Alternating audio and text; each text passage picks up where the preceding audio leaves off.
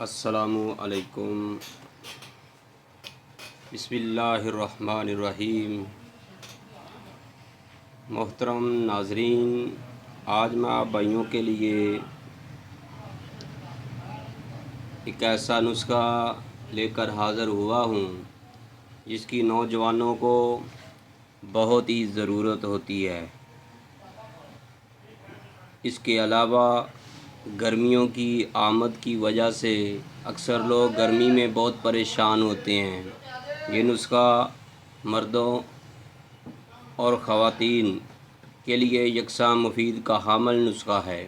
میرے دوستوں، میرے بھائیوں، یہ نسخہ کیا ہے؟ تحفہ ہے۔ میرے بھائیوں، میں آپ کو یہ نسخہ بتانے سے پہلے آپ سے یہ ریکویسٹ کرتا ہوں کہ اگر آپ نئے ہیں تو اس چینل کو سبسکرائب ضرور کیجئے گا۔ اگر آپ کو یہ ویڈیو پسند آئے تو لائک بھی کریں، آگے شیئر کریں تاکہ دوستوں کو فائدہ ہو سکے۔ گھنٹی والا بٹن بھی دبائیں تاکہ آپ کو ہر نئی آنے والی ویڈیو ملتی رہے۔ میرے بھائیوں، یہ موسم گرما کے حوالے سے بہت ہی کمال کا نسخہ ہے ان نوجوانوں کے لیے جن کی شادی نہیں ہوئی یا احتلام ہو جاتا ہے۔ احتلام کو روکنے کے لیے، معدہ مثانہ کی گرمی کے لیے، پیشاب کی جلن کے لیے، پیشاب جل جل کر آتا ہو اس کے لیے بہت ہی کمال کا نسخہ ہے۔ میرے دوستو، آپ نے پنساری کی دکان سے یہ کچھ اجزائے ترکیبی لینی ہے۔ میرے دوستو، آپ نے پہلے نمبر پر انڈین چھلکا اسبگول، یہ دیکھیے۔ نمبر 2 پر تخم ریحان۔ اگر آپ کو یہ نہیں استعمال کرنا چاہتے تو تخم بلنگو بھی استعمال کر سکتے ہیں۔ بیسٹ جو ہے وہ تخم ریحان ہے۔ تیسرے نمبر پر آپ نے گوند کتیرا لینی ہے۔ میرے بھائیوں، آپ 5 تولے یا 10 تولے لے سکتے ہیں۔ آپ نے اس کے علاوہ شہد لینا ہے حسب ضرورت، یہ دیکھیے۔ میرے بھائیوں، یہ نسخہ فولاد سے بھی زیادہ بیسٹ ہے۔ اگر آپ چاہتے ہیں کہ ہم فولاد کی طرح طاقتور بنیں، ہمارے اندر خون کی افزائش زیادہ ہو، جگر زیادہ اچھا کام کرے، تو آپ اس نسخے کو استعمال کریں تو انشاءاللہ تعالی آپ کے سر سے لے کر پاؤں کے ناخنوں تک گرمی ختم ہوگی، آپ کے پٹھوں میں طاقت آئے گی، مثانے میں انتہا درجے کی طاقت ملے گی۔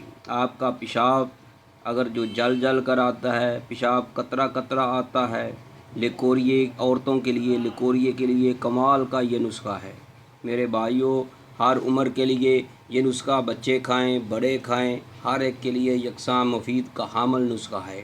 میرے بھائیوں، آپ نے گوند کتیرا کو باریک پاؤڈر کر لینا ہے۔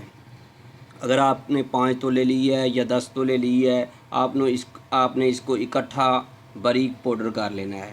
آپ نے اس کا گوند کتیرا اور چھلکا اسبگول اور تخم ریحان، اس کا ایک چمچ نیم گرم سادے دودھ میں، یعنی دودھ ابلا ہوا ہو اور ٹھنڈا ہو، اس میں آپ نے ایک چمچ ڈال کر اچھی طرح مکس کر دینا ہے۔